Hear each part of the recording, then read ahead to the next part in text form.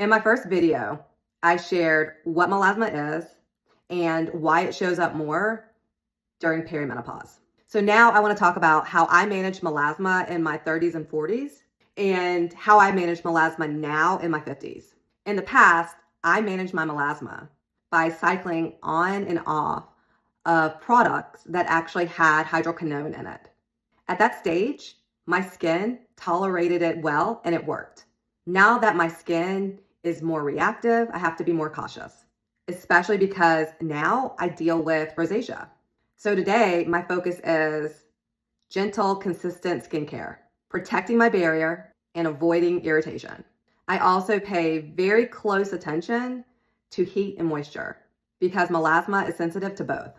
I live in a very warm, humid climate and I'm near the beach. So that means I have to wear mineral sunscreen every single day. If I'm going outside for an extended amount of time, I'll bring a hat with me, usually a baseball cap. And also no heavy layered skincare routines during the day. And one of the biggest changes for me at 50 in dealing with melasma is my mindset, right? I constantly remind myself that my melasma isn't as bad as I think it is.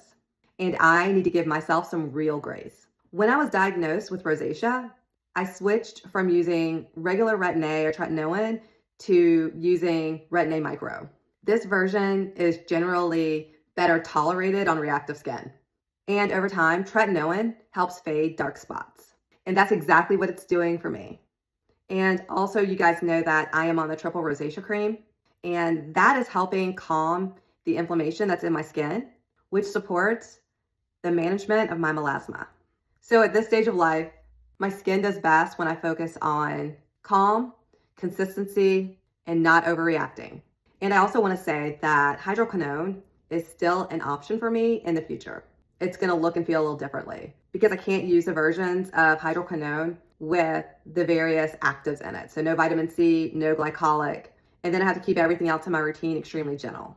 And again, remind myself my melasma is not as bad as I think it is. So what I want to know is, if you're dealing with melasma in midlife, have you had to change how you manage it over the years? Let's talk about it in the comments.